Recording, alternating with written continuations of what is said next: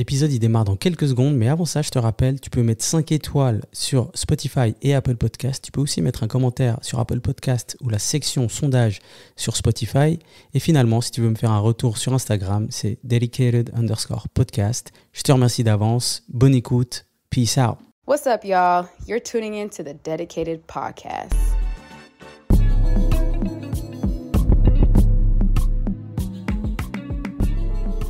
Bonjour à tous, j'espère que vous allez bien. On est de retour pour l'épisode numéro 33 avec un invité numéro 33 comme Scottie Pippen ou Larry Bird. Alors aujourd'hui, je reçois un invité que je pourrais résumer en un mot, endurant par exemple.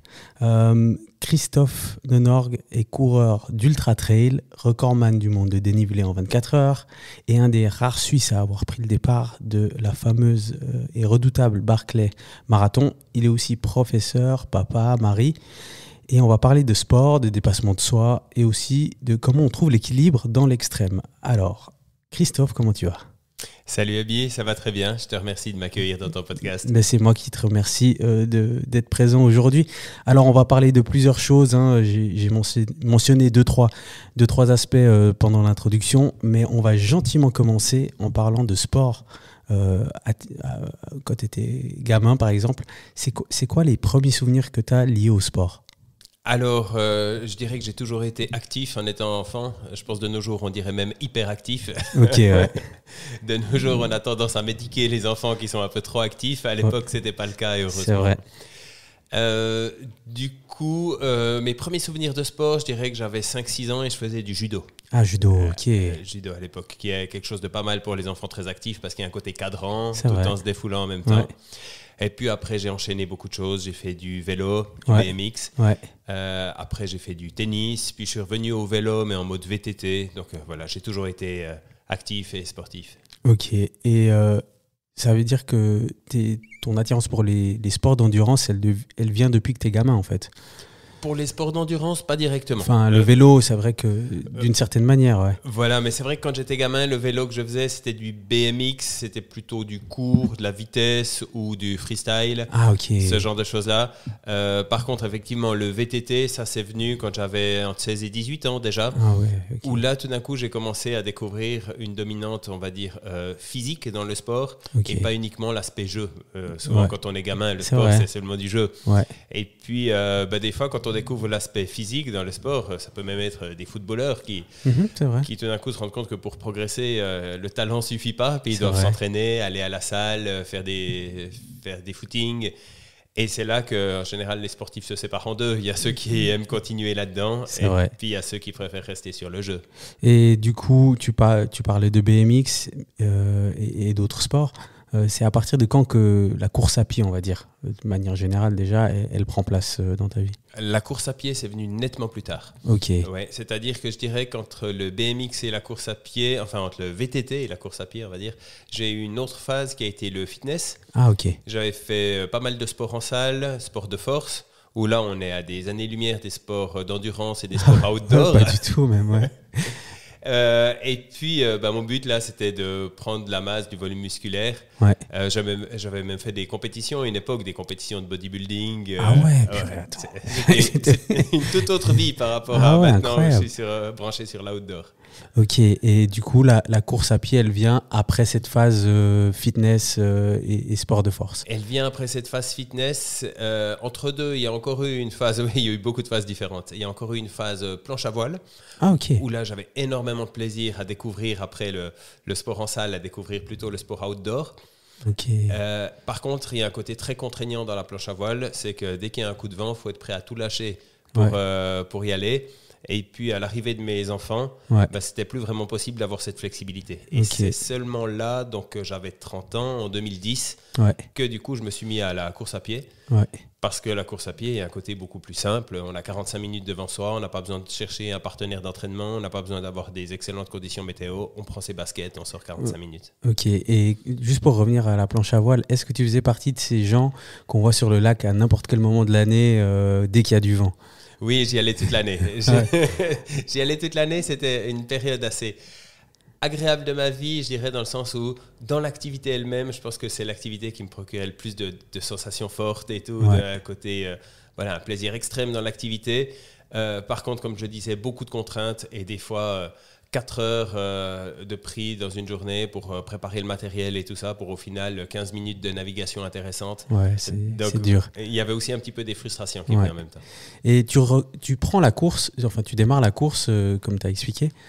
Tu démarres comme nous tous, c'est-à-dire tu vas courir un 5, 10 km, puis après peut-être tu t'inscris dans des semi-marathons ou des marathons, ou bien tu es directement parti sur des grosses distances. Qu'est-ce que tu fais ? Un petit peu des deux, c'est-à-dire que dans un premier temps, je pars avec, on va dire, un petit peu comme tout le monde, mais 3 fois 45 minutes d'entraînement par semaine, comme le coureur amateur type, celui qui va préparer le BCN Tour ou ce genre de compétition-là.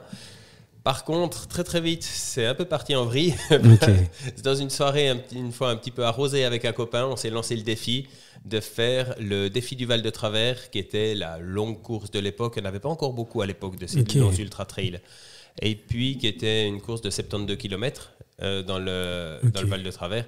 Et puis, il nous restait genre 6 semaines avant la course et on n'avait aucune préparation. Jusque-là, tu faisais que des courses de 45 minutes, 2-3 fois par semaine. Exactement. Voilà. Et je m'étais lancé là-dedans sans aucune préparation. Et finalement, c'est aussi une forme d'apprentissage, des fois, de griller un peu les étapes, alors qu'il y en a beaucoup qui vont dire qu'il ne faut pas le faire, c'est un truc à se blesser et tout ça. Mais c'est finalement ça aussi c'est des bonnes leçons d'humilité. Ouais. Et puis, c'est là qu'on se rend compte que si ça nous plaît, il faudra revenir la fois d'après, mais nettement mieux préparé. Ça s'est bien passé cette course d'ailleurs ou pas ? Ça s'est bien passé sur le premier tiers de course. Ouais. Vous avez terminé ? Non. Ah, ok. C'était ça la question. Et non seulement j'ai pas terminé, mais en plus j'ai pris le départ seul parce que mon pote qui m'avait... il t'a laissé tomber. Il m'a laissé tomber parce que d'un coup il m'a dit je suis en période d'examen et tout. On s'était lancé le défi ensemble. Non. Et d'un coup je me suis retrouvé seul au départ. Et sur les 72 km, j'ai abandonné après 40. Donc voilà, j'avais des tendinites, j'avais mal partout. Mais voilà, ça ne m'a pas dégoûté. Je dirais que ça m'a donné un petit peu le virus. Et puis, de manière très, très raisonnable, je pense que 2 jours après, je m'inscrivais sur une 100 km. Donc, il y a un peu ce côté de brûler les étapes. Ouais. Mais voilà, c'est aussi ça, finalement, qui donne des fois des ambitions un peu trop élevées. Ça fait qu'on tombe de haut, mais qui permet aussi de progresser. Bon, après, c'est fou de voir le dévouement que tu as dans ces courses et puis l'envie de faire ces courses, mais ça n'a pas l'air d'avoir impacté ta motivation d'abandonner, donc c'est aussi une bonne chose en fait. Oui, c'est une bonne chose et en fait, je dirais qu'il y a un petit peu 2 écoles dans l'ultra trail. Il y a ceux qui vont venir d'une école très conservatrice, peut-être ceux qui viennent de l'athlétisme à la base. Ouais. Ils vont déjà performer sur un 5 km pour passer sur le 10 km, puis un semi-marathon, puis un marathon. Puis quand ils performent sur un marathon, ils passeront dans du trail, de l'ultra trail. Ouais, ils vont dans l'ordre. Et ça, c'est des personnes qui vont vraiment respecter les étapes, qui vont essayer de garder de la vitesse quand ils augmentent un petit peu les distances, et puis qui vont rapidement viser peut-être les chronos, les podiums. Puis sinon, il y a l'autre école, il y a ceux qui veulent vraiment viser ça comme un challenge, en se disant, si je passe la ligne d'arrivée, ce sera déjà une victoire pour moi. Même si je suis dernier, c'est pas grave. Et je dirais qu'au départ, mes premières années d'Ultra Trail, pour moi, c'était ça.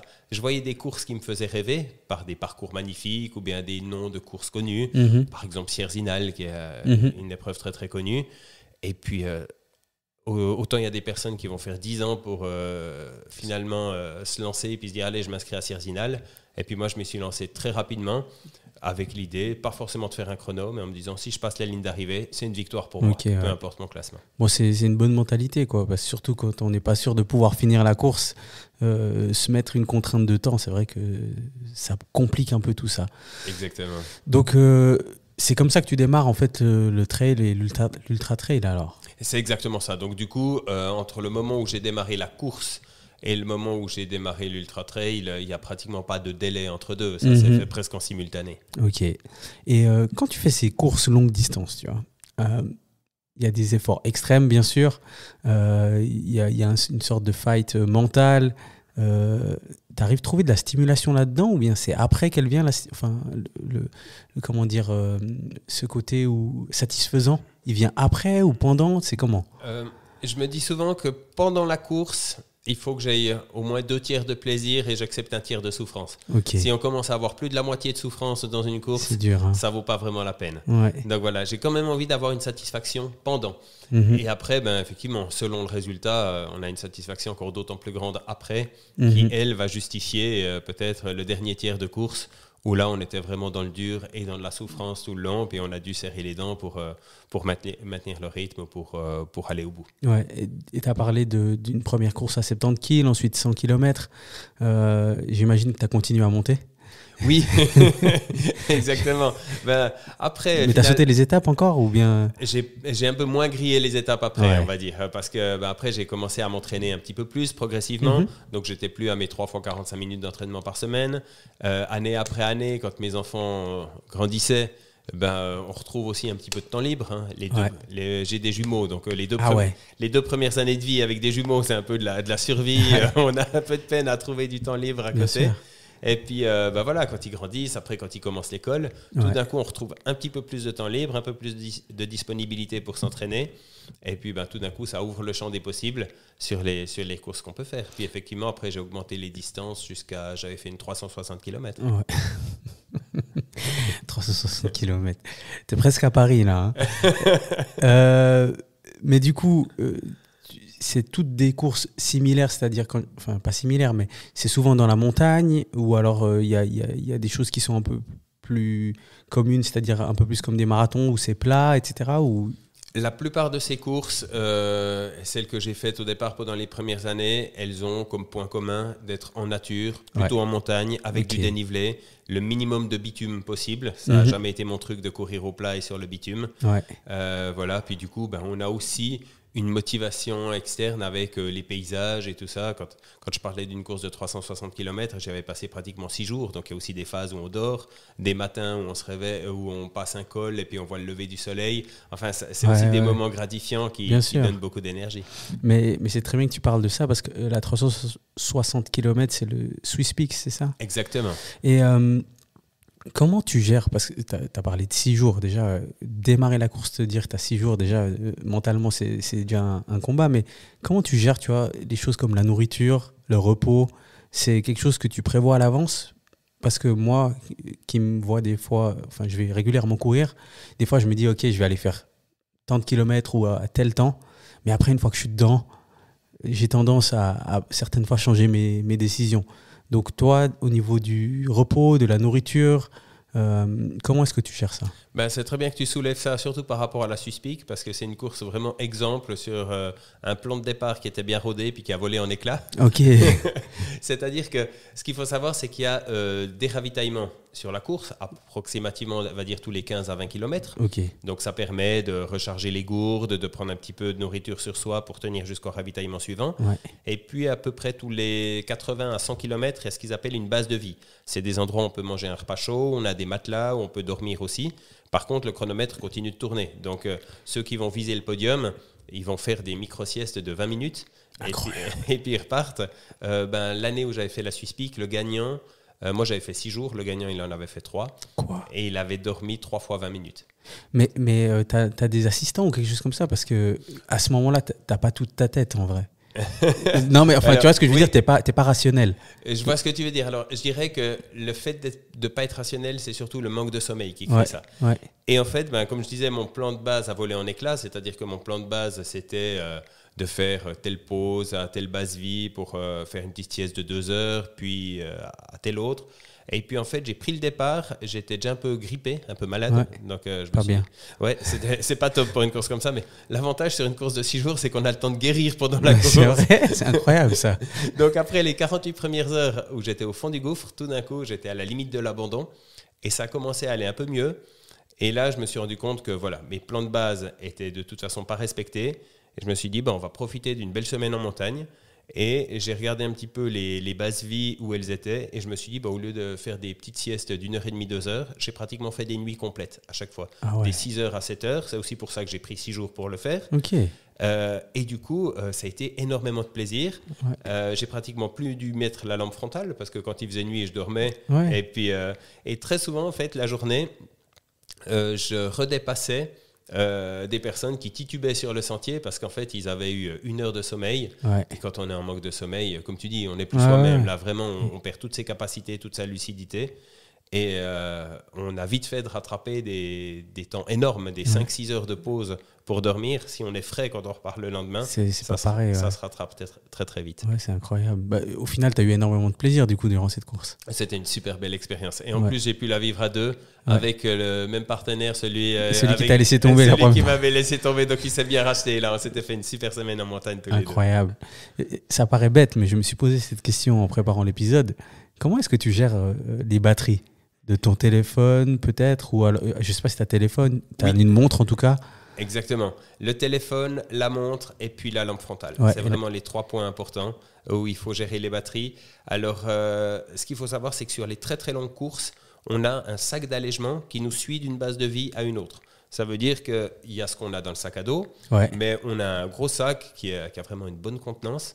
Et puis celui-là, quand on te le porte. Voilà, exactement. Quand on arrive à une base vie, on le retrouve. Donc tout d'un coup, on va pouvoir changer les batteries. Quand nous, la course en question, on faisait même 6 heures de pause à la base vie, on avait même le temps de les recharger directement sur place. Et si on n'a pas le temps de les recharger sur place, il faut des batteries externes ou pouvoir changer de batterie pour repartir directement. Mais par contre, on va retrouver notre sac 100 km plus loin à la base de vie suivante. Sur cette course, par exemple, ou sur d'autres ultra-trails, t'écoutes de la musique ou pas ? Très rarement. J'ai pratiquement jamais écouté de musique. De temps en temps, je l'utilise à l'entraînement quand je sens que j'ai un peu une baisse de motivation. Et tout d'un coup, je me dis, allez, je prends de la musique, ça va me donner un petit coup de boost et tout. Je sais pas pourquoi, j'ai presque l'impression en moi que écouter de la musique, c'est tricher. C'est un peu comme si c'était une aide extérieure. Alors que, voilà, finalement... faut aussi dire, on n'a pas encore parlé de la Barclay, j'ai juste évoqué au départ. Sur la Barclay, on n'a le droit à rien d'électronique du tout. Donc, on n'a pas le droit à la musique. Donc, j'ai pas envie de trop avoir cette espèce de petit dopage. C'est une forme de dopage, même complètement autorisé et complètement éthique. Mais voilà, cette musique qui est une vraie petite aide, en tout cas moralement, ça peut vraiment aider. J'ai pas envie de m'y habituer. Puis de me retrouver à la Barclay où j'ai plus le droit de la boire. Ouais, c'est vrai. Mais du coup, tu penses à quoi ? Alors, parce que par exemple, peut-être pas la 360 km parce que tu as été avec ton ami durant la course, donc peut-être que vous avez pu échanger, mais sur d'autres courses, tu penses à quoi quand tu cours des fois ? Alors, c'est vrai que c'est important d'occuper son esprit. Des fois, j'ai une musique en tête. Des fois, j'ai même une musique que j'aime pas du tout ou bien qui est un petit peu gonflante et puis elle me tourne dans la tête, j'essaye de la chasser et elle revient tout le temps. J'ai un souvenir d'une course où j'avais fait 24 heures avec une chanson de Pierre Perret qui tournait dans la tête. Mais sinon, très souvent, autre chose qui m'aide bien, tu as mentionné le fait que j'étais prof, je suis prof de maths. Et je calcule énormément pendant que je cours. C'est-à-dire que je sais que je pars d'un poste de ravitaillement, je me dis j'ai 21 km avant le prochain poste, j'ai 1500 mètres de dénivellation. Selon mes calculs, j'avais prévu de faire pour cette portion, je ne sais pas, 2h10. Et puis voilà, et au fur et à mesure, tout d'un coup, je me dis j'ai déjà fait tant de kilomètres, tant de dénivellation, j'en suis à 25 minutes d'ici. Et voilà, et je repointe très fréquemment ça. Et c'est des choses qui m'aident quand je fais des efforts un petit peu plus spéciaux, on va dire, plutôt que des ultra-trails, comme quand j'ai fait par exemple mes 24 heures, où je vais faire des enchaînements, des navettes, des allers-retours, d'être très souvent en train de compter, réactualiser un petit peu mes prévisions, mes temps de passage. Ça m'occupe l'esprit. Bon, écoute, c'est une bonne manière d'occuper ton temps, avec des équations à plusieurs inconnus. Exactement, j'ai tout le temps pour les résoudre là. Tu cours toujours pour te dépasser ou alors des fois c'est pour simplement faire du sport ? Est-ce qu'il y a toujours un objectif derrière tes courses, que ce soit l'entraînement ou alors les courses ? Il y a quand même souvent une idée de performance derrière. Bien sûr qu'il y a aussi la notion de plaisir et puis des fois juste d'être en nature et tout ça. Mais c'est vrai que j'ai des amis qui sont portés uniquement presque par le plaisir. Ils vont faire une sortie en nature, s'ils ont oublié leur montre puis qu'ils ne savent pas à quelle vitesse ils ont couru, combien de kilomètres ils ont fait, ça leur est égal. Tout ce qu'ils veulent, c'est écouter le chant des oiseaux, voir un beau lever de soleil et puis ça leur suffit. Alors bien sûr que moi ça me plaît aussi, mais j'ai quand même toujours un petit peu cette notion de performance qui est derrière et de me dépasser. Et sinon, une autre motivation aussi pour courir, c'est si j'ai une journée un petit peu stressante ou j'ai beaucoup de choses en tête. Il y a des fois, j'ai des choses au niveau du travail, au niveau de l'administratif dans ma vie privée. J'ai plein de trucs et je sens que je suis un petit peu en surcharge cognitive. Puis des fois, quand on est en surcharge comme ça, on a l'impression qu'on n'est plus efficace du tout. Ben, du coup, malgré le fait que je me sente stressé, c'est là que je vais privilégier le fait d'aller courir. Et pendant 1 heure, 1 heure et demie de course, j'ai l'impression qu'en fait, toutes les idées se remettent un peu en place. J'y pense pas quand j'y cours. Quand j'y cours, ça fait un peu le vide. Le tri, voilà, mais quand je reviens, j'ai l'impression d'être beaucoup plus efficace sur mes pensées. C'est intéressant que tu as mentionné tes amis qui courent sans montre, etc. Parce que ça, vraiment, moi, je me suis fait complètement avoir par les statistiques. J'ai du mal à aller courir sans le chrono ou juste pour le plaisir comme ça. Alors oui, ça m'arrive de temps en temps, mais c'est vrai que cet aspect temps et le kilomètre, le temps au kilomètre, etc., certaines fois, c'est un piège, quoi. C'est un piège énorme. Et je suis particulièrement sensible à ce piège puisque, comme je te l'ai dit, je suis prof de maths et je suis tout le temps en train de compter pendant que je cours. Et c'est vrai que il y a le réseau social principal des coureurs, c'est Strava. Il y en a qui disent si c'est pas sur Strava, c'est que ça n'a pas existé. Exact. Oui, j'ai arrêté Strava parce que c'était trop toxique pour moi. Tu vois une personne qui allait courir, tu te dis oh mince. Exactement. Exactement. Alors il y a un côté toxique dans Strava. Je dirais que moi je suis sur Strava. Et le piège pour moi, c'est pas forcément. Il y a des fois un côté un peu de s'exhiber sur Strava, de dire j'ai fait tant de choses et tout. Je pense pas que ça ce soit un piège pour moi. Par contre, simplement le fait de voir mes statistiques qui s'accumulent et de dire cette semaine j'aurais voulu faire 7000 mètres de dénivellation, puis j'en suis qu'à 4000. Enfin, ça peut vite être un piège où tout d'un coup on n'est plus à l'écoute de son corps parce que c'est les chiffres qui prennent le dessus. Est-ce que tu as une course, un ultra trail qui t'a particulièrement marqué? Il y en a plusieurs. Si je devais en dire un, je dirais peut-être la Diagonale des Fous. Voilà, très bien. Et du coup, tu es aussi finisher de la Diagonale des Fous. C'est quoi, c'est combien de kilomètres? C'est quoi sa spécificité? Alors, la Diagonale des Fous, c'est sur l'île de la Réunion, donc en plein milieu de l'océan Indien, enfin plein milieu, dans l'océan Indien. On traverse toute l'île. Ça représente à peu près 170 km et 10 000 mètres de dénivellation. Donc, du point de vue, on va dire, des mensurations, c'est un peu un ultra-trail classique. Comme il y a aussi l'UTMB, qui est un ultra-trail très connu, qui fait le tour du massif du Mont-Blanc. C'est aussi 170 km et 10 000 mètres de dénivellation. Je dirais qu'il y a 2 grosses différences sur la Diagonale des Fous, enfin on va dire 3. La première, c'est que les bâtons sont interdits pour des questions de préservation des sentiers. Et pour moi, c'est vraiment mon accessoire principal. Donc ça a vraiment été un réapprentissage tout d'un coup, quand on est dans des côtes vraiment pentues, de tout d'un coup devoir progresser sans les bâtons. La deuxième différence, c'est que c'est beaucoup plus technique. Des sentiers avec des marches très hautes, beaucoup de racines et tout ça. Puis la troisième différence pour moi, c'est l'ambiance, c'est que toute l'île vit que pour cet ultra trail. Et je trouve que ça nous porte de manière complètement magique. J'ai vu des images de cette course et puis en plus, enfin, l'environnement il est magnifique là-bas, donc c'est vrai que ça change un peu d'ici. Enfin, je dis c'est très joli ici aussi, mais c'est totalement différent de ton cadre d'entraînement, quoi. Exactement. Du point de vue de l'environnement, c'est comme tu le dis, c'est vraiment superbe. Après, il y a aussi les difficultés qui vont avec. C'est-à-dire que la nuit, on peut passer pratiquement à 0 degré quand on monte dans les hauteurs de l'île. La journée, quand on est au fond du cirque de Mafat, il peut faire plus de 30 degrés. Donc, on a des amplitudes thermiques énormes auxquelles on n'est pas forcément habitué. Les coureurs locaux, voilà, c'est le rythme, ils ont l'habitude. Et c'est difficile, effectivement, quand on vient d'ici, de s'adapter aux conditions là-bas. Alors, avant qu'on passe au prochain sujet, j'aimerais que tu me parles de l'Ultra Trail Montmartre. Parce que tu l'as gagné, tu es vainqueur et tu as le record, c'est ça ? Exactement, oui. Explique-nous ce que c'est. Donc, c'est à Montmartre, j'imagine que c'est à Paris ? Oui, c'est à Paris, exactement. Et c'est la montée est-ce que c'est la montée qui va au Sacré-Cœur ? C'est bien celle-là. Alors, bon, là, on est vraiment dans une course très marginale. C'est là que les choses ont commencé à partir un petit peu en vrille pour moi. C'est-à-dire qu'on parlait tout à l'heure d'ultra-trail, où je t'ai dit que la plupart des ultra-trails que j'ai fait, c'était en nature. On imagine les beaux levers de soleil. Bien sûr. On refuse le bitume et tout ça. On est en harmonie avec le chant des oiseaux. Et là, tout d'un coup, l'ultra-trail de Montmartre, c'est quelque chose de complètement différent. C'est un délire inventé par un Parisien qui s'est dit, à Paris, on n'a pas de montagne, mais on a des idées. Donc, on va faire suffisamment d'allers-retours dans les escaliers du Sacré-Cœur jusqu'à arriver à une dénivellation équivalente à l'Ultra-Trail du Mont-Blanc, donc 10 000 mètres de dénivellation. Incroyable.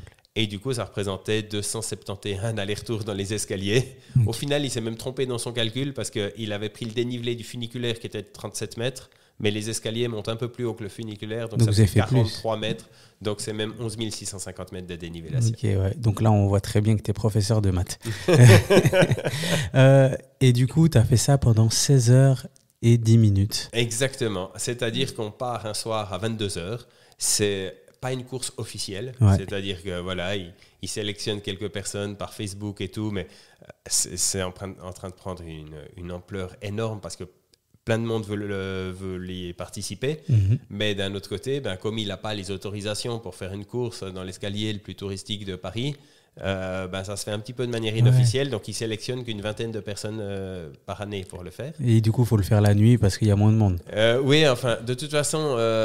tu finis sur la journée. C'est ça, oui. La plupart font plus de 24 heures. Et en fait, à la première édition, ça aussi, c'est une idée assez sympa qu'il a eue. À la première édition, il y a eu un seul finisher qui avait fait de mémoire 25h30. Et du coup, quand il a fait la deuxième édition, il a dit, maintenant, si on veut être finisher, non seulement il faut faire les 271 allers-retours, mais en plus, il faut faire moins de 25h30. Sinon, en gros, il a instauré comme ça une barrière horaire. Et cette barrière horaire, il fallait la battre pour pouvoir être finisher. Et toi, tu l'as pulvérisé, en fait. Alors, entre deux, elle avait déjà été pulvérisée avant moi, c'est-à-dire que quelqu'un l'avait fait en 18 heures à la deuxième édition. Et du coup, moi, j'ai été sélectionné pour la troisième édition. Et j'ai commencé à faire mes calculs en me disant, descendre en dessous des 18 heures, ça va être chaud quand même. J'ai trouvé un escalier ici à Neuchâtel qui faisait à peu près le même dénivelé. Le problème, c'est qu'il y a un chien qui m'aboyait à chaque fois que je faisais mes passages. Il y avait le voisinage qui se demandait si j'étais pas un peu fou. J'ai fait des entraînements jusqu'à 6 heures ici dans ce même escalier. Et puis, arrivé sur place, c'était un jour où tout s'enchaînait bien. Et puis, alors que je visais de faire moins de 18 heures, j'ai fait 16h10, ce qui était le record de l'épreuve. Tes entraînements, parce que tu vois, moi je connais pas énormément de monde qui fait d'ultra trail. Tu t'entraînes jamais sur la longueur complète d'un ultra trail quand tu t'entraînes? Non, jamais.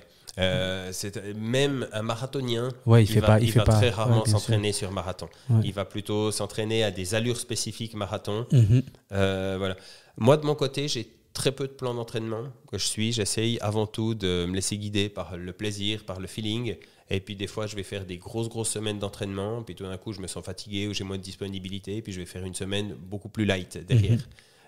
Mais globalement, ce qu'essayent de faire la plupart des ultra-trailers pour se préparer. Pour se préparer, puis pour avoir des conditions à peu près semblables à la course, sans pour autant courir 20 heures d'un coup si la course va faire 20 heures. C'est ce qu'ils vont faire. Ils vont faire des week-end blocs ou bien 2-3 jours, un petit peu choc comme ça. C'est-à-dire que tout d'un coup, on va faire 6 heures d'entraînement un jour. Et puis le lendemain, alors qu'on n'a qu'une envie de se reposer parce qu'on a fait un gros entraînement, on en remet une couche avec 6 heures de plus. Et puis on se fait encore un troisième jour où là, on va faire des intensités sur nos jambes qui sont complètement fracassées des 2 premiers jours. Et là, on va un petit peu comme ça réussir à mimer des conditions de fatigue qu'on peut avoir dans une course de 20 heures, 30 heures ou plus. Ouais, en tout cas, courage à tous les participants à d'Ultra Trail. Parce que c'est vraiment... vous êtes des athlètes élites, quoi. Vous êtes... le mot professionnel, finalement, il prend sens parce qu'il y a l'aspect financier. Mais en fait, il y a quoi qui différencie les athlètes ultra trail d'athlètes professionnels. En termes d'entraînement, on est presque à la même chose. C'est vrai qu'en termes d'heures d'entraînement, je connais certains athlètes qui s'entraînent encore beaucoup plus que moi. Il y en a certains qui font des 35 heures d'entraînement par semaine et qui travaillent à côté. Ouais. Donc là, c'est vrai qu'ils font finalement presque l'équivalent d'un double job, quoi. Ils ont leur job plus leur entraînement qui prend un temps plein à lui tout seul. Alors là, tu as mentionné que tu aimais faire plein d'ultra trail. Tu fais des fois des choses qui sortent un peu des codes avec l'ultra trail de Montmartre. Et tu as créé le dernier survivant. Exactement. Alors là, on est typiquement dans quelque chose qui sort des codes. Ouais, on est d'accord. Si je ne me trompe pas, c'est une course qui rassemble donc 30 coureurs qui font la boucle entre Neuchâtel et Chaumont avec un dénivelé de 300 mètres à parcourir en moins de 30 minutes. Et chaque 30 minutes, il y a un nouveau départ qui est donné. C'est exactement ça. Donc c'est de la souffrance, quoi. C'est beaucoup de souffrance. C'est de la souffrance. Et beaucoup de plaisir. Et du jeu. Du jeu. Finalement, il y a un côté... Dans beaucoup de choses, finalement, même si c'est des défis, j'aime pas voir l'ultra trail et ces défis comme on est des guerriers, on souffre. Non, finalement, on s'entraîne à fond pour avoir une bonne condition physique, puis après on joue avec cette condition physique en se disant et tiens, jusqu'où on pourrait aller, qu'est-ce qu'on pourrait en faire. Bon, il n'y a pas tout le monde qui peut jouer, hein, mais et du coup, l'idée de l'organisation de cet événement, il te vient d'où? Alors, elle te vient d'où? Ça m'est venu de mes participations dans des ultra-trails plus classiques, où je faisais le constat que la plupart du temps, les gens partent beaucoup trop vite. Ouais. Et puis, ils s'effondrent bien avant la moitié de la course, et puis ils commencent à ralentir. Mais voilà, sur pratiquement tous les ultra-trails, les gens, ils courent tout le temps sur les 20 premiers kilomètres. Après, ils sont à 80% de marche. Ouais. Et puis, ils courent de nouveau les 100 derniers mètres pour les photos sur l'arche d'arrivée. Bien sûr, ouais. Et du coup, j'avais envie d'une course qui, au lieu d'imposer un certain nombre de kilomètres, impose une certaine allure. Ouais. Qui soit une allure déjà, on va dire, assez élevée pour que ça s'adresse quand même à des sportifs plutôt élites, mais pas trop élevée quand même pour justement apprendre cette gestion de course. C'est-à-dire que là, comme tu le disais, toutes les 30 minutes, on a un nouveau départ. Ouais. Donc, celui qui fait 31 minutes, il est éliminé. Celui qui fait 29 minutes 30, on va dire que c'est une gestion parfaite. Il a juste le temps de boire un petit coup et de repartir. Par contre, celui qui fait 27 minutes, pour, on va dire, épargner ces 3 minutes qui ne vont pas lui servir à grand-chose, parce que c'est 3 minutes de pause. Attendre, ouais, c'est ça. Il va attendre, il va boire un coup, il va croquer une morse dans une barre énergétique. Et puis après, il a 2 minutes d'attente. Et par contre, il aura dépensé beaucoup trop d'énergie pour gagner ces 3 minutes. Et donc, on voit très souvent, la première boucle, il y en a certains qui arrivent en 26 minutes 30, 27 minutes, et puis ils attendent. Puis dès la deuxième boucle, tout le monde s'est un peu calé sur le rythme imposé. Et puis la plupart des coureurs, ils arrivent entre 29 minutes et 29 minutes 30 pour ceux qui ont une bonne gestion. Exactement. Ouais. C'est quoi les records un peu de la course? Il y a eu combien de boucles? Alors, en fait, il y a un challenge où le but, c'est qu'on puisse être finisher. C'est-à-dire qu'on ne tourne pas comme ça à l'infini. Et le but, c'est si on fait 24 boucles, donc 24 boucles de 30 minutes, ça fait 12 heures, on est considéré comme finisher de la course. Et si on a 2 dans la 24e boucle, à ce moment-là, c'est le plus rapide sur la 24e boucle. Donc il peut y avoir plusieurs finishers. Il peut y avoir plusieurs finishers. Alors pendant les 4 premières éditions, on n'a pas eu de finisher parce que le challenge est quand même très très difficile. Ça veut dire tenir pendant 12 heures d'effort avec pratiquement pas une pause et puis un rythme imposé qui est quand même élevé. Et la 5e édition, on a eu 3 finishers d'un coup. Et puis là, on vient de vivre la 7e édition où on a de nouveau eu 2 finishers. Superbe. Tu as créé ce timing, etc. Mais toi, tu as déjà participé? J'ai participé une fois en 2022. C'était pas une réussite parce que j'ai fait moins de boucles en participant à la course officielle que ce qui m'arrive de faire à l'entraînement pour moi. Parce que voilà, la semaine avant la course, je porte des tables, je porte des bidons d'eau, je dors 3 heures par nuit. Ouais, puis tout l'aspect préparationnel qui est dans ta tête, quoi. Exactement. Voilà. Pendant la course, tout le monde me disait « Ah, alors ça fait quoi d'organiser et de participer à sa propre course ?» Donc, je discutais et je n'étais pas du tout centré sur ma course. Et puis, voilà, j'ai fait une course sympa, mais c'était un petit peu difficile de gérer et le statut d'organisateur et de coureur. Ouais, alors, je me suis baladé sur le site et j'ai vu qu'il y a des conditions d'inscription. Il y a 2-3 choses un peu drôle, je dirais, parce qu'il n'y a que 30 participants, si je ne me trompe pas. 30 participants. C'est juste. Est-ce qu'il y a une ou deux choses que tu peux citer, peut-être, parce que j'ai trouvé ça assez drôle. Oui, tout à fait. Je parlais de la notion de jeu tout à l'heure. On est complètement là-dedans. On est dans un événement un petit peu marginal, un peu comme l'Ultra Trail de Montmartre dont on parlait.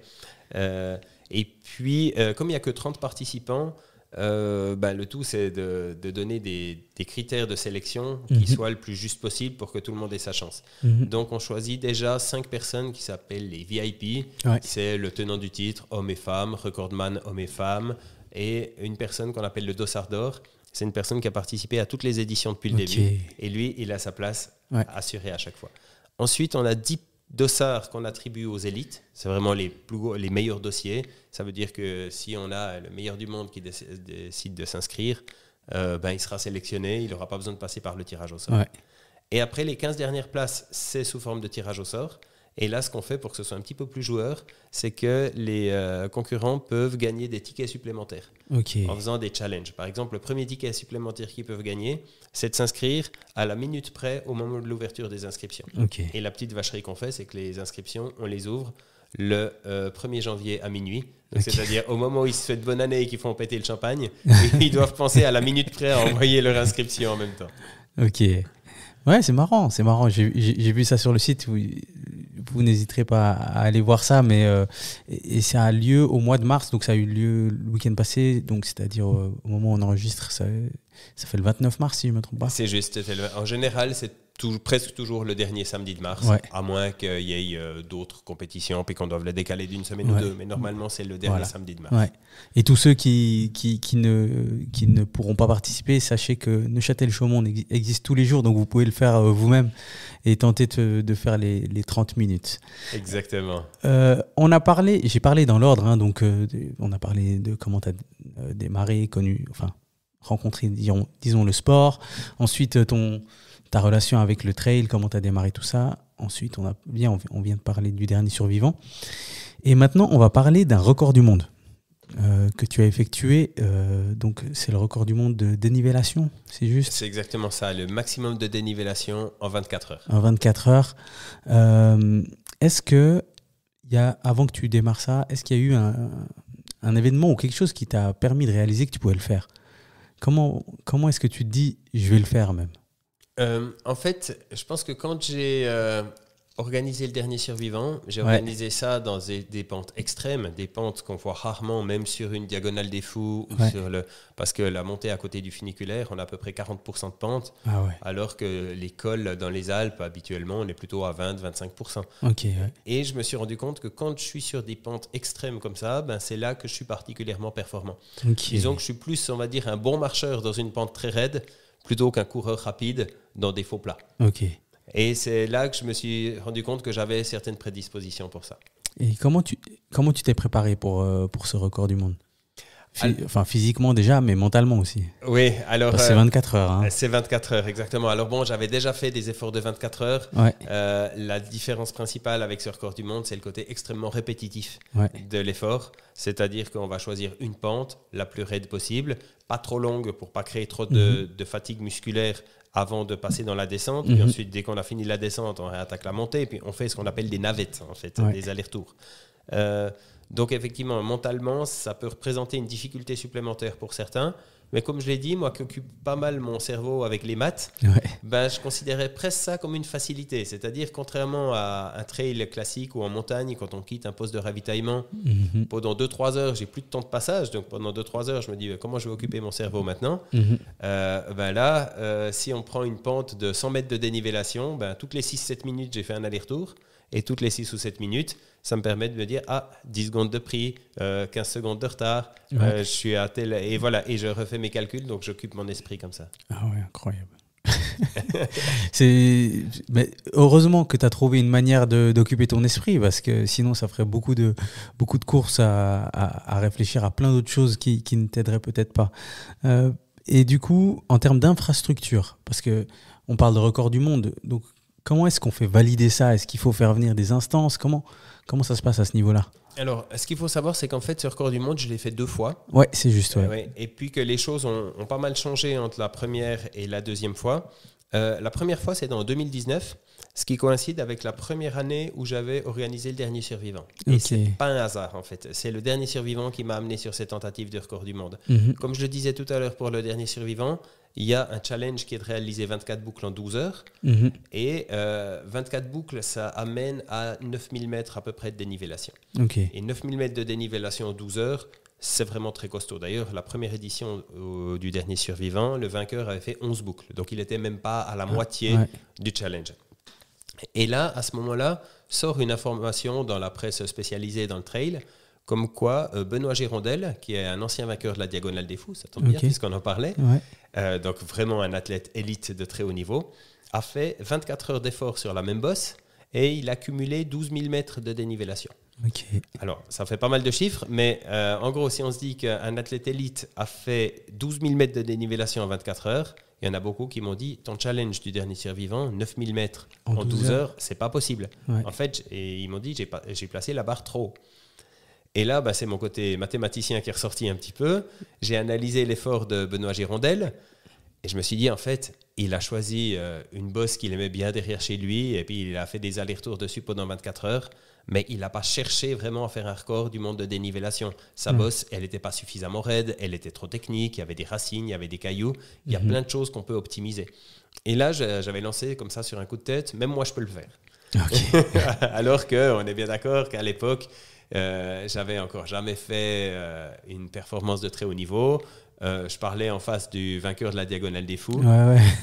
Et j'avais décidé de faire une tentative, donc en 2019, sur le parcours du dernier survivant, où je me suis dit, non seulement je peux montrer qu'en 24 heures, je vais faire plus de dénivellation que ce qu'a fait Benoît Girondel, et si je le fais, si j'arrive, ça fera un petit peu de publicité pour le dernier survivant, pour dire, voilà, c'est le terrain sur lequel on a fait un record du monde. Et je m'étais lancé là-dedans, j'avais juste envoyé mes données au journaliste qui avait écrit l'article sur Benoît Girondel. Ouais. Je lui avais dit avant de le tenter. Et puis, tout s'était assez bien passé. J'avais fait 13 600 mètres de dénivellation.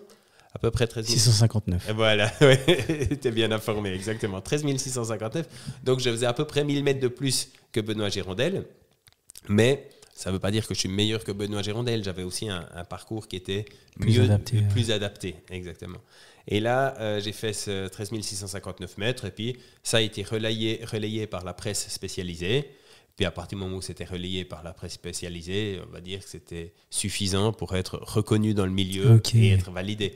Mais il n'y a pas de validation par le Guinness Book ou ce genre de choses. Et puis du coup en 2022, parce qu'en 2022 tu le retentes. Exactement. Alors du coup, après que je l'ai fait, il a été battu par plusieurs personnes, des athlètes élites qui se sont lancés. Il y a eu un Finlandais, il y a eu un Italien. Ça s'est un peu internationalisé. Et tout d'un coup, le record est passé à 17 200 mètres par un Savoyard, Aurélien Dunampala, aussi du très très haut niveau, quelqu'un qui a déjà fait 2e de l'UTMB, donc du très très solide. Et puis, à ce moment-là, le même journaliste, celui qui avait fait ce premier article sur Benoît Girondel, s'est réuni avec quelques médias, avec quelques personnes de comité, avec des athlètes élites, en disant « Ok, il y a de plus en plus de personnes qui veulent tenter ce record. On va essayer de lui donner un peu de crédibilité en mettant des règles. » Et ils ont mis un certain nombre de règles. La première, c'est que la pente, elle doit être mesurée par un géomètre. Il ne suffit pas juste de donner les données de sa montre, Suunto, ou bien les données de Strava, qui peuvent des fois ne pas être suffisamment fiables. Donc la pente doit être mesurée par un géomètre. Il faut une cellule électronique en bas et en haut. Là aussi, les données de la montre ne suffisent pas. Un test antidopage, donc un bilan sanguin 3 jours avant et 3 jours après. Voilà, un certain nombre de règles comme ça à respecter pour qu'il soit validé, mais ça reste quand même, on va dire, une validation entre guillemets. Il n'y a pas la fédération d'athlétisme et tout, ni toujours pas le Guinness Book. Et voilà. Et quand j'avais fait ce record, donc en 2022, où là j'avais optimisé tous les paramètres, j'avais quitté Chaumont, j'étais allé sur une piste de ski dans la région de Morteau, en France voisine, où là j'avais une pente encore plus raide, encore moins technique. C'était simplement un champ en herbe très très pentu, où je m'étais préparé spécifiquement. J'avais fait tous ces points nécessaires à la validation. Donc mesure par géomètre, le bilan sanguin, toutes ces choses-là. Et je m'étais renseigné après coup, est-ce que je pouvais le faire valider par le Guinness Book. Et là, je m'étais rendu compte que c'était trop contraignant. Il aurait fallu des personnes qui soient là en permanence pour attester, des personnes assermentées ou des personnes du Guinness Book. Puis si des personnes du Guinness Book se déplacent, c'est des devis qui partaient à 8 000 € ou des choses comme ça. Mais bon, tu as le record du monde quand même. Voilà, disons qu'il est reconnu dans le milieu, puis c'est ça qui est intéressant. Et depuis 2022, il n'a pas été battu. Il n'a pas été battu. Il y a eu quelques tentatives. Il n'a pas été battu, mais j'ai connaissance d'un ou deux très très solides qui vont s'y lancer soit cette année, soit l'année prochaine. Donc je pense que mon record va pouvoir sérieusement trembler. Et toi, tu comptes le retenter ou pas ? Je pense... S'il est battu, par exemple. S'il est battu, je pense que j'ai fait à peu près ce que je pouvais faire de mieux. En 2022, j'ai eu 6 mois de préparation hyper intensive où je n'ai pas eu le moindre petit souci, le moins de petit bobo, j'ai pas eu une douleur à un tendon, rien du tout pendant 6 mois, ce qui est extrêmement rare quand on fait une préparation vraiment au max. J'ai eu des conditions parfaites, il faisait frais, pas trop chaud et sec, pas une goutte de pluie. J'ai eu une forme impressionnante du début à la fin, donc je pense que j'ai fait un petit peu ma peak performance et puis que c'est pratiquement pas possible que je fasse mieux. D'autant que j'approche les 45 ans, donc là je vais quand même que mes performances ne sont pas forcément sur la pente montante.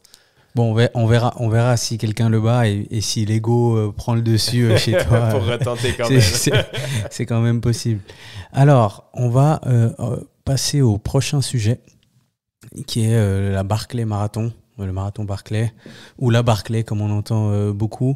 Moi, j'ai découvert cette course avec Intérieur Sport, je crois, c'était sur Canal+, à l'époque. Oui, c'est juste. Mais toi, comment est-ce que tu as connu cette course ?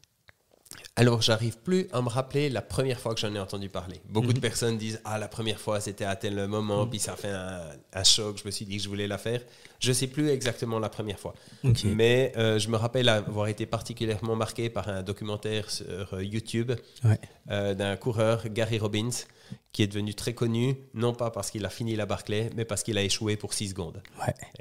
Bon, un peu plus que... En fait, 6 secondes et il n'avait pas les bonnes pages. Exactement. En fait, il avait les pages quand même. Ouais. Il avait les pages. Après, il y a eu... Mais par contre, il s'est trompé dans le parcours. Donc, au moment d'arriver à la fin à la Yellow Gate, c'est la barrière jaune qui donne le point de départ ou le point d'arrivée, il est arrivé tout simplement du mauvais côté.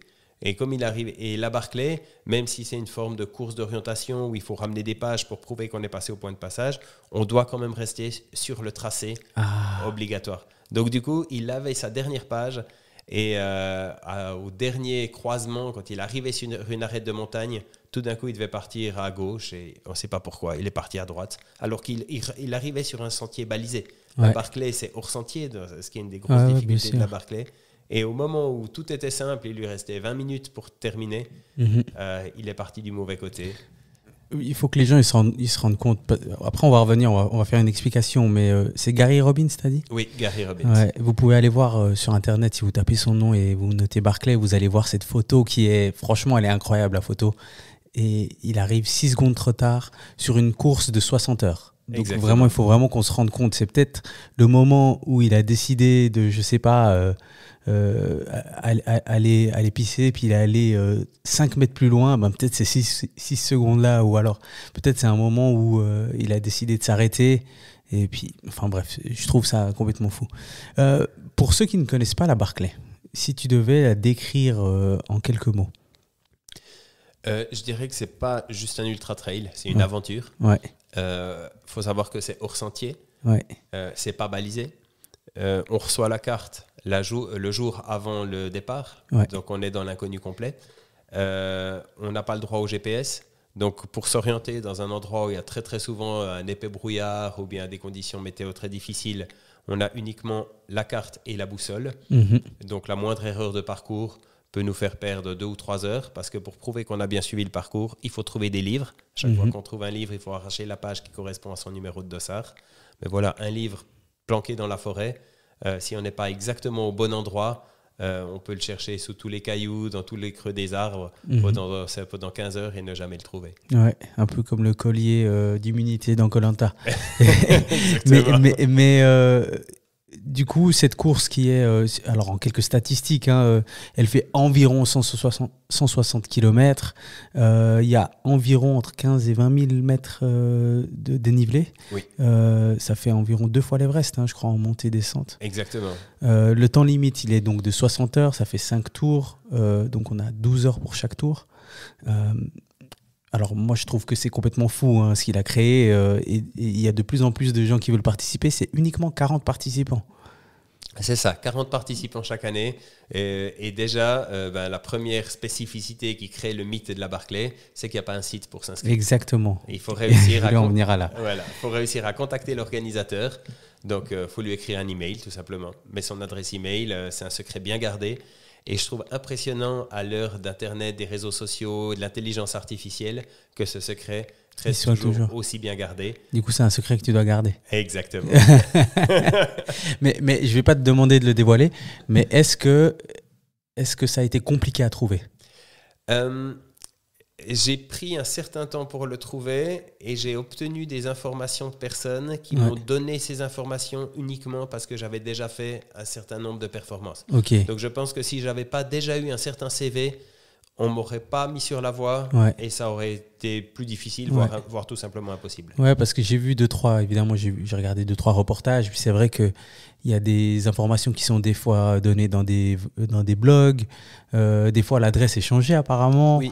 Il y a des fois des pistes qui sont aussi données à différents endroits, donc c'est quelque chose. Donc tu ne nous diras pas comment tu t'es inscrit, mais du coup, ce moment où tu as la confirmation, comment ça se passe? La confirmation que je suis sélectionné. Ouais, que tu es sélectionné. Ouais. Alors, je dirais déjà l'année d'avant, j'avais déjà postulé une première fois et j'avais été pris sur la liste d'attente. Okay. Donc, du coup, c'était un petit peu en 2 fois, quoi. Et puis, quand j'ai été pris sur la liste d'attente, en fait, j'avais écrit cette année-là à l'organisateur qui s'appelle Laz que je souhaitais ne pas être pris tout de suite à la Barclay parce que je voulais tenter un record du monde, donc il y a un lien avec ce record du monde de dénivelé, et que je voulais que ce record du monde, entre guillemets, m'ouvre les portes de la Barclay. Et du coup, il me met sur la liste d'attente, donc quelque part, comme je n'avais pas officiellement postulé, je lui avais dit que je voudrais être pris, c'était exactement ce que je voulais. Okay. Et du coup, en 2022, je fais mon record du monde.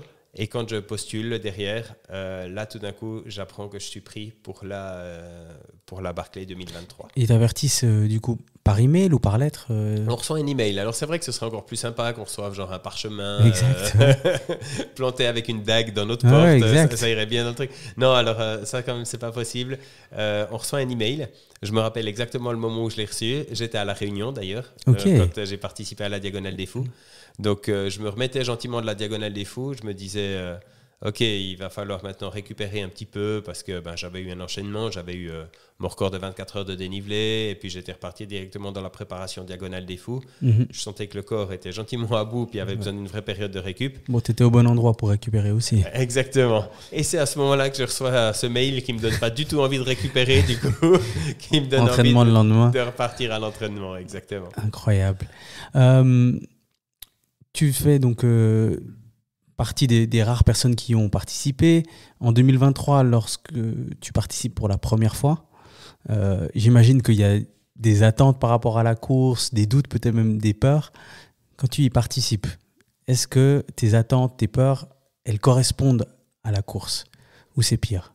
Je dirais qu'en arrivant sur place, la première chose, j'avais l'impression d'être un gamin à Disneyland. Ouais. C'est-à-dire que tout ce dont j'avais rêvé, ces lieux mythiques, alors qu'ils n'ont rien à voir avec un parc d'attractions, mais bien sûr. dans les lieux mythiques, il y a une prison, exactement, il y a cette fameuse Yellow Gate, la porte de départ, Laz, l'organisateur, toutes ces choses-là devenaient réelles pour moi, et j'avais vraiment l'impression d'être dans un film, d'être dans un livre, c'était assez impressionnant. Après, pour ce qui est de la course elle-même, comme j'étais bien préparé physiquement, j'ai pu suivre dès le début le groupe de tête avec certains habitués, ce qu'on appelle les vétérans de la Barclay. Ouais.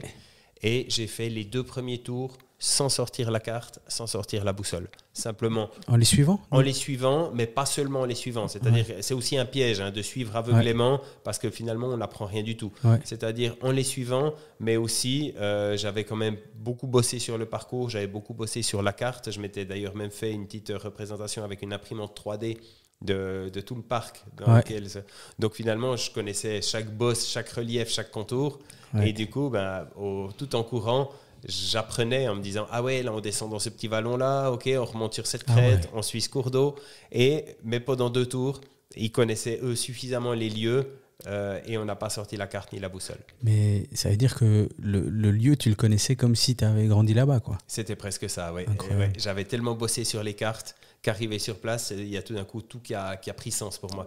J'étais sur place un moment avant la course. Alors, il y a juste une chose qui a son importance, c'est qu'on n'a pas le droit, à part le jour de la course, de faire du hors-sentier. C'est un parc d'État, puis pour des questions de préservation de l'environnement et aussi pour préserver la magie et le mystère autour de la course, on n'a pas le droit d'être hors-sentier. Donc, je suis arrivé sur place quelques jours avant, je suis resté sur les sentiers de randonnée classiques.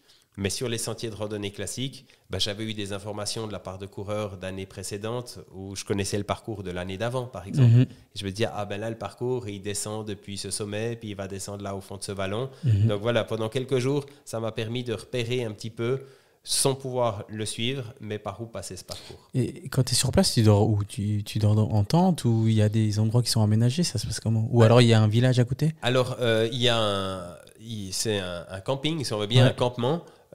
Au départ, par contre, moi j'avais pris un Airbnb dans la petite ville d'à côté parce que j'avais fait pratiquement 2 semaines avant sur place. Et du coup, j'avais pris donc, le Airbnb. Puis c'est juste 24 heures avant la course. Là, on vient dans le campement. Et puis alors c'est là que du coup on se retrouve tous, donc on découvre aussi des personnes qui pour moi, enfin c'est des noms qui disent pas grand chose aux gens, mais pour moi c'est des légendes quoi. Ouais. Comme un gamin qui adore le foot puis qui se retrouve à pouvoir jouer avec Ronaldo et Messi. Ouais. Et tout d'un coup je me retrouvais là au milieu, donc, mais ça c'est uniquement on va dire les 24 heures avant le départ, Ouais. quand ils nous redonnent notre dossard et qu'ils nous dévoilent le parcours. Ils nous donnent aussi un roadbook, c'est 6 ou 7 pages d'explications. Ok. Parce que finalement, quand on arrive à un endroit où il y a une croix sur la carte, la croix sur une carte au 1,25 000, ça peut représenter une zone de 50 mètres sur 50 mètres. Ouais. Donc là, on a quand même un roadbook avec des explications qui vont dire à la confluence des 2 rivières, vous trouverez un arbre, et puis derrière cet arbre, il y a 2 rochers, et puis sous le rocher de gauche, c'est là que vous trouverez le livre. Ok, ouais, des indices quoi. Oui, exactement. Ok. Tu vas tout seul là-bas? Alors, la première année, j'y étais seul pendant toute ma période de reconnaissance. Ouais. Et puis, il y a un ami qui m'a rejoint Ok. juste pour le moment de la course, histoire de m'aider dans l'assistance aussi. Quand on est alors, on n'a pas le droit d'avoir de l'assistance sur le parcours, mais quand on est entre 2 boucles, alors là, on peut avoir de l'assistance, mais le but, c'est d'être le plus rapide possible. Une fois qu'on a touché la barrière jaune, c'est ça? Exactement, Ouais. et pas d'assistance tant qu'on n'a pas encore touché la barrière jaune. Et c'est toujours le même ami, c'est Maxime. Celui qui a fait faux plan? Celui qui avait fait le faux plan et avec les 360. qui j'avais fait les 360, exactement, Ok. qui m'a retrouvé. Et la deuxième année où j'y suis allé, là j'y suis allé avec ma femme, Ok. qui elle m'avait assisté vraiment de près pendant toutes mes 24 heures, donc Ouais. quand j'avais fait mon record de dénivellation. Donc je savais qu'elle était hyper efficace et Ouais, tout. elle savait quoi faire aussi. Exactement, donc là j'avais beaucoup d'ambition, mais cette deuxième année elle s'était moins bien passée, je m'étais blessé dès le départ. Ouais. Donc, pour revenir à la première participation, tu fais 3 tours. Oui. Donc, ce qu'on appelle la fun run. Exactement. Donc, en termes d'effort, c'était quelque chose qui était très dur. Je sais pas, t'as dit que les 2 premiers tours, tu t'es pas perdu, t'as pas utilisé la carte. Voilà. Et Donc, le 3e tour, qu'est-ce qui se passe du coup? alors en fait, le groupe de tête qui Ouais. était très très rapide, j'arrivais à les suivre sans trop de problèmes dans les montées, puisque on va dire que c'est mon point fort. Mais dans les descentes, ils descendaient tellement bien dans du hors-sentier, dans des sentiers, Ouais. dans des terrains hyper techniques avec Ouais. des feuilles, des troncs et tout, que moi je me sentais beaucoup moins économique qu'eux, je devais vraiment être en sur-régime. Ouais. Et donc j'ai vraiment serré les dents pendant une vingtaine d'heures. Oui, c'est long. Ok. Pour rester au contact avec eux pendant 2 tours. Ouais. Et après 2 boucles, je me suis rendu compte que, pour dire que j'étais, je ne veux pas dire au début, mais j'étais pas encore à la moitié par rapport aux 5. J'avais plus de quadriceps, j'arrivais pratiquement plus à courir en descente. Et là, je les ai laissés partir devant. Ça m'a offert un peu un répit. Et puis en fin de 2e boucle, j'ai pris une petite demi-heure au campement pour faire une sieste, pour bien manger, essayer de me faire un petit massage au niveau des cuisses. Ça n'a pas aidé beaucoup. Et après, je suis reparti dans le 3e tour, un peu plus, on va dire, en mode randonneur. Donc voilà, j'essayais de ne pas perdre du temps, d'y aller à un bon rythme. Et voilà, et ce 3e tour m'a pris beaucoup plus de temps. J'avais fait 21 heures pour les 2 premières boucles et j'ai fait 15 heures pour la 3e. Donc là, on voit que j'étais au bout. Et du coup, tu t'arrêtes après cette 3e boucle. C'est ça, c'est qu'en fait, il y a un cut-off, il y a une barrière horaire toutes les 12 heures. Ouais. Donc j'aurais dû terminer la 3e boucle en moins de 36 heures pour avoir le droit de repartir. Ouais. Et j'ai fait 36h15. Oh, purée. Après, j'ai pas un vrai regret sur ces 15 minutes de trop, puisque comme je l'ai dit, j'étais cuit, j'avais fait ma 3e boucle en 15 heures, j'allais pas faire la 4e en 12 heures. Ouais, mais quand même, tu vois, quand tu dis ce que 15 minutes représentent sur 36 heures, C'est vrai. c'est... Enfin, voilà, c'est le sport, hein, on dira. Exactement. Et du coup, tu retournes en 2024 Exactement. et on passe par la même procédure pour l'inscription? Voilà, je pars avec. C'est la même procédure. Maintenant, il n'y a pas eu de changement d'adresse email. C'était toujours la même date pour l'envoyer. Donc, je dirais que les choses étaient quand même nettement plus simples. Et t'es avantagé comme t'avais déjà participé? Avantagé surtout parce que j'avais déjà fait ce qui s'appelle la Fun Run. Donc, c'est 3 boucles. Donc, la première année, j'étais considéré comme virgin, c'est-à-dire ceux qui découvrent le parcours pour la première fois. Et les virgins qui font une Fun Run dès leur première participation, en général, on leur ouvre assez facilement les portes pour leur donner une 2e chance. Et là, tu te blesses au premier tour, c'est ça? Exactement. C'est-à-dire que je suis à peine à 2 heures d'effort. Donc, par rapport au temps d'une Barclay, c'est vraiment pas grand-chose. Ouais. Et puis, on perd beaucoup de temps sur un livre qui était censé être dans le creux d'un arbre, et puis on était une dizaine à le chercher. Comme on était en début de course, on était encore un peu en peloton, un peu regroupé. Et puis finalement, il y a quelqu'un qui le trouve. Alors là, il y a un petit moment de stress autour de ce livre parce que tout le monde veut prendre sa page pour aller arracher sa page. Et quand j'ai ma page, au lieu de prendre le temps de la mettre dans le petit sachet étanche que j'avais et tout, je fais ça en partant en courant. Je fais ça, je pars en courant, je mets ma page et tout. Et puis, je ne regarde pas où je mets les pieds et j'ai une cheville qui tourne. À ce moment-là, j'entends vraiment juste le petit clac où je me dis, aïe, c'est allé trop loin. Alors, je n'ai pas voulu lâcher tout de suite. J'ai continué en souffrant dessus. Je me suis dit, je suis à la Barclay, je donne tout. Si je dois faire 50 heures en souffrant sur une cheville, je le ferai. Mais j'ai tenu encore 5-6 heures de plus. Puis après, je me suis rendu compte, des fois, quand on a une torsion de cheville, quand c'est chaud ou quand on force dessus, ça passe. Et là, je me rendais compte que la douleur augmentait de plus en plus. Et puis, quand tout d'un coup, je suis arrivé au passage vers la prison, il y a un tunnel qui passe sur la prison. C'est d'ailleurs un mythique de la Barclay où on marche dans l'eau. Et du coup, je me suis dit, je laisse un petit coup les pieds dans l'eau, ça va peut-être un peu faire du bien. Et en fait, ça n'a pas fait du bien, ça me l'a tétanisé complètement. Et derrière, je n'arrivais même plus à marcher. Et j'ai abandonné à ce stade-là. Et comment tu reviens jusqu'au campement de base? Parce que tant que tu n'as pas touché la balise jaune, tu n'as pas le droit à ce qu'on t'aide, non? Oui, alors là, en l'occurrence, comme j'étais vers la prison, j'étais un des seuls endroits, on va dire, civilisés. Je n'étais pas perdu en plein hors-sentier. Je suis allé proche de la route. Et il y a quelqu'un qui m'a ramené depuis cet endroit-là. Et puis, de toute façon, j'abandonnais. Donc, c'est pas considéré comme assistance extérieure. Mais après coup, je me suis quand même rendu compte, ça a été un peu dit, c'est pas forcément bien vu de se faire ramener en voiture. Voilà. On doit être considéré vraiment comme des aventuriers. Et puis, l'aventurier qui est perdu au milieu de la forêt amazonienne, il va pas faire du stop pour venir. Il doit se débrouiller. Donc, je pense que l'organisateur aurait préféré me voir me débrouiller tout seul pour rentrer en rampant s'il le fallait. Mais voilà. Ok. Bon, dommage. Et mentalement ça a été dur à accepter ou bien... Oui, je dirais que mentalement, ça a été dur à accepter. Pas dans l'immédiat. Parce que dans l'immédiat, je me suis tout de suite transformé en spectateur de la course. Et c'était une édition exceptionnelle. C'est d'ailleurs l'édition qui a vu pour la première fois une femme aller au bout. Première fois en 40 ans. Bouge pas. J'ai le nom quelque part. Jasmine Paris. Exactement, Jasmine Paris qui arrive au bout dans un finish absolument monumental. J'ai vu la vidéo. Rien que quand j'en reparle, j'ai les frissons et tout. Elle est arrivée avec 1 minute 40 de marge sur 60 heures. 1 minute 40 de marche sur la barrière horaire. Donc, on était tous en train d'attendre à 59h30, 59h40, à 59h55. On n'y croit plus. Et puis, tout d'un coup, on entend quelqu'un qui crie en bas, qui voit arriver un coureur et tout. Et puis, on se dit, ça peut être qu'elle. Et on la voit débarquer en bas de la petite route du camping à 2 minutes avant la fin. Et puis, finir vraiment en sprint, s'effondrer en touchant la barrière jaune. C'était un tout grand moment. Donc, je dirais que dans un premier temps, le fait d'être en spectateur et de vivre ces grands moments, c'est passé comme de rien. Je suis revenu chez moi, j'ai repris l'entraînement et tout, et je me suis dit, c'est presque passé trop facilement, on va dire. Parce que c'était quand même un gros coup. Ça a été des centaines d'heures d'entraînement. J'avais mis énormément dedans. Puis après, derrière ma saison 2024, elle a été un peu tout en dents de scie. J'ai enchaîné d'autres blessures. Et là, ça n'était pas évident. J'ai passé un hiver 2024-2025 où je me disais, est-ce qu'il faut que je tourne la page? Est-ce que je suis devenu trop vieux? Est-ce qu'il faut que je revoie mes ambitions à la baisse? Puis là, au moment où on se parle maintenant, je te dirais que ça fait 2 mois que je suis reparti sur une pente ascendante et puis que je retrouve plein d'ambitions et puis plein d'envie. Et du coup, ça te donne envie d'y participer encore une fois? Oui, clairement. Alors, pour cette année, là, en 2025, je n'avais pas postulé. C'était volontaire. Après, effectivement, mes déboires de 2024, je sentais qu'il me fallait un petit peu du temps pour digérer ça. Se relancer dans une préparation, c'est une application énorme sur la vie de famille, sur la vie professionnelle. C'est-à-dire, c'est beaucoup de journées où on est fatigué à 18h et puis là, on part en hiver à la lampe frontale pour revenir à 23h après 5 heures d'entraînement.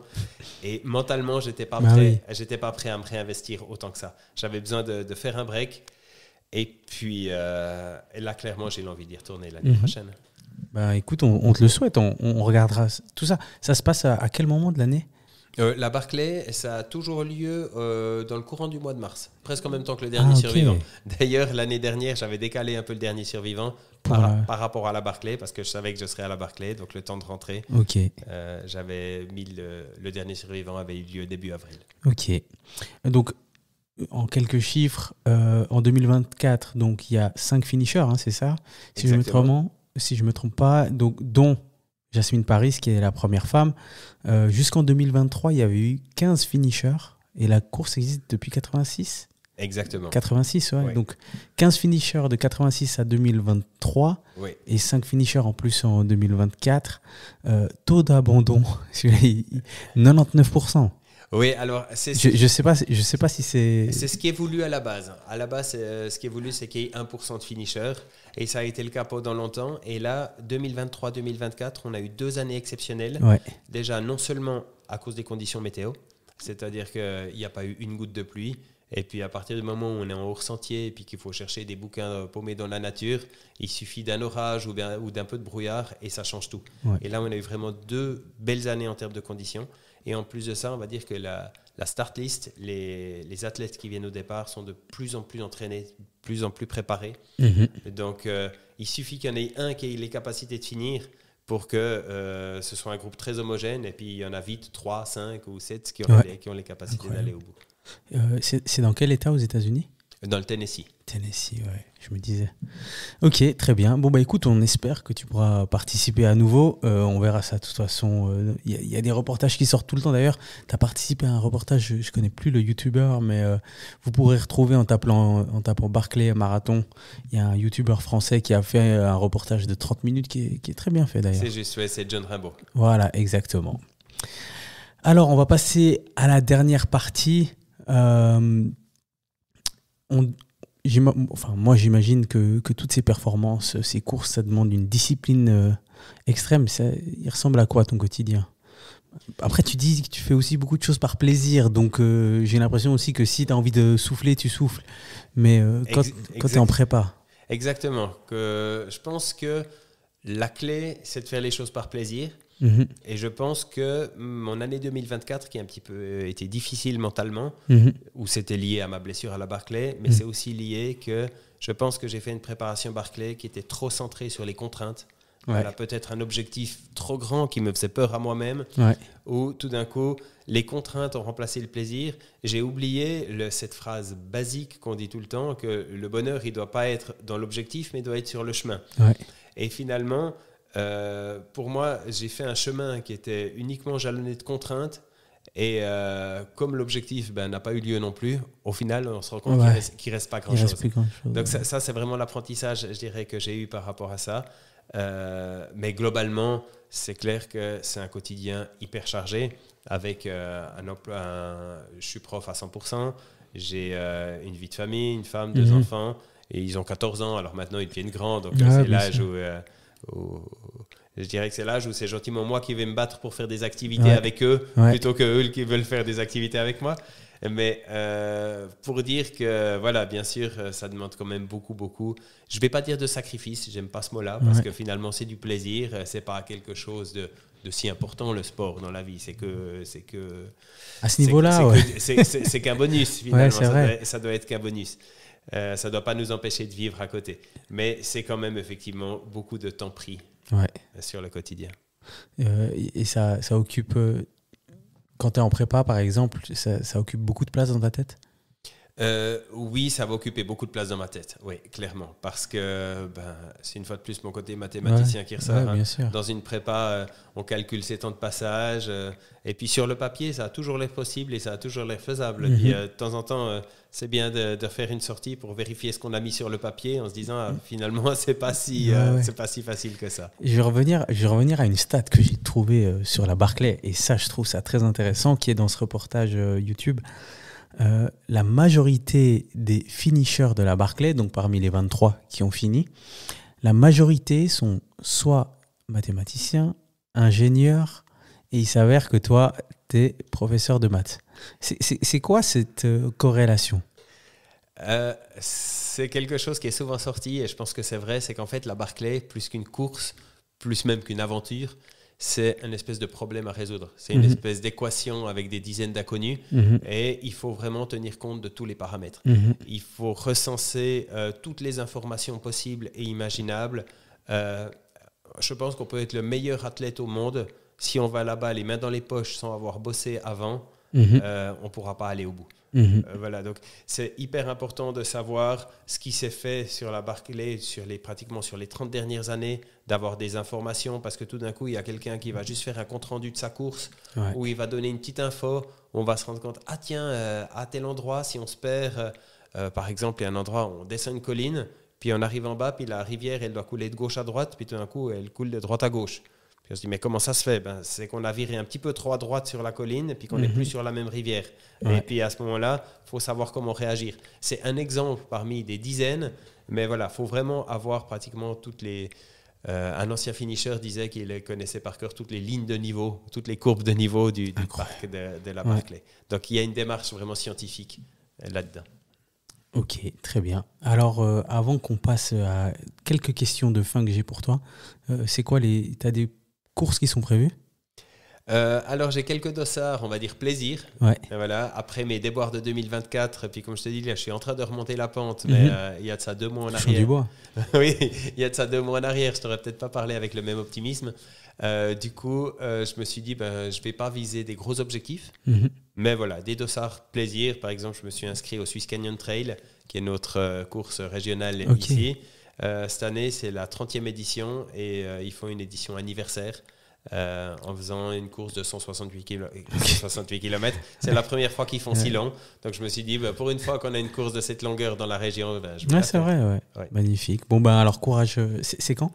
Ça, ce sera le 6 et 7 juin. Ok, courage pour cette course. Alors, avant que j'arrive à mes questions de fin, j'ai un petit questionnaire. Tu as le choix entre 2 options simplement. Et tu dois en choisir une. Donc, la Barclay ou alors l'Ultra Trail Mont Blanc? La Barclay. Ok. Entraînement court, mais haute intensité ou long et endurant? Long et endurant. Courir sous froid et pluie ou sous 35 degrés? Celle-là, elle est difficile. Je vais dire sous 35 degrés. Un ultra trail avec 0 ravitaillement ou un ultra sans montre GPS? Elle est difficile aussi. On va dire sans ravitaillement. Ok. Trail en montagne ou course dans le désert? Trail en montagne.